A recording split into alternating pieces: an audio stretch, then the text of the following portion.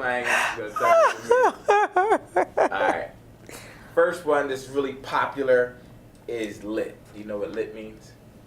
Was that like drunk? Huh? Was that like drunk? Excited? Excited. Okay. It was like we used to say back in it was jumping. Oh, okay. Gotcha. You're making me feel really old. No, that's so good. Savage. If somebody say, yo, you're a savage. You're crazy? Like You're an animal? Animal. Okay. You have no words, like no kids. You give two, whatever. Oh, really? Huh. Two Interesting. incredible factors. You give two incredible factors. I said on fleek the other day, and Honey was like, on what? I was like, oh, you need to get down. Like, not that I'm down at all, but I do know on fleek. On fleek. She don't know on fleek is out. Is it out? Damn it! I just got it and now it's over. It's out. It's over. Damn.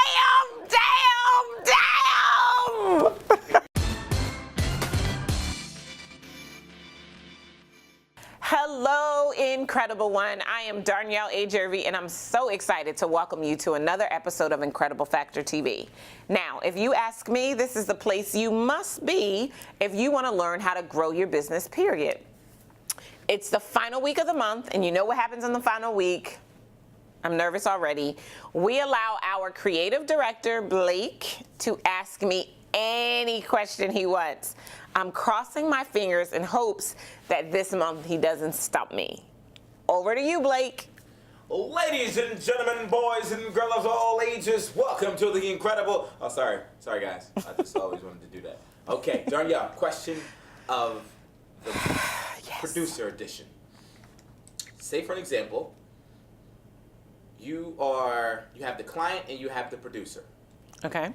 How do you handle this from both perspectives of, as the producer, you have made a mistake in something being delivered, not, you made a mistake on a product for whatever reason. Okay. Then how do you handle that as the client and as the producer for the same mistake? Okay. So, as the producer, or in my case, the contractor, the person who's performing the service, right? So the first thing that I'll say is you have to own it. Right? I've had times when my employees have done something wrong and it adversely affected a client, and I had to eat it.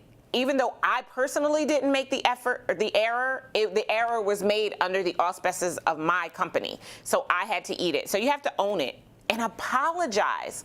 And I'm sorry, let's do it again goes a very long way. In most cases, just acknowledging that and having a real conversation and finding out what they want, like how you can make up for it, will resolve it, and it'll keep the relationship intact. So that's the most important thing, is just to acknowledge it. And then as the client who's receiving the work that is subpar and you're feeling some kind of way about it, you have to be honest and you have to tell them. Not only because feedback helps us to get better, but to own your truth. Like, I don't think you should ever settle for something that is less than what you expected it to be. And when you settle for it, you're giving the other person, the contractor, permission to do that to someone else. And you lead them to believe that their work is really good when it's not. So you have to be honest. I mean, on both sides of the house, honesty is the best policy. And I think that there is a way to do it. As the client who feels, some kind of way because you didn't get what you paid for, you don't have to be rude or disrespectful to make your case, especially if you want to maintain some form of relationship, right? You've got to be able to have an adult conversation in a way that's going to add value, and you can do that. You can provide feedback in a way that will add value, but I think coming back to the table as soon as you realize the error that has been made and working through some sort of resolution. Now, if the contractor does not comply and or is acting defensive as if they don't want to help you, then you may have to take legal matters. You may, and I don't think you should be afraid to do that if that's what you need to do. Not only because they may need to be taught a lesson in customer service and integrity of the product that they produce, but also for yourself as a consumer, you deserve to get what you invest in. You deserve to get exactly what you paid for. And if you don't get that, then you should dispute it however you see fit. So, in my personal opinion, I think that that's the way to resolve it. But I want to hear from you because Blake asks these questions and I'm always like, okay, what do other people think? So now I want to hear from you. What's your 2 cents? How would you handle the situation as either the contractor or the client?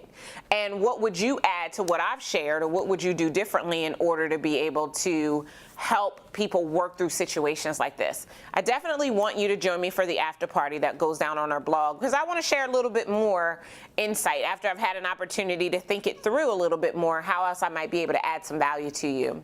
And if you enjoyed this episode, do yourself a favor and subscribe. You can do it right here by hitting the subscribe key. Then go ahead, use social media to share it with your friends, fans, and followers. This has been Darnyelle A. Jervey from Incredible Factor TV saying, be better, be stronger, and more than anything, be incredible. I love you guys, and I'll see you next time. Take care.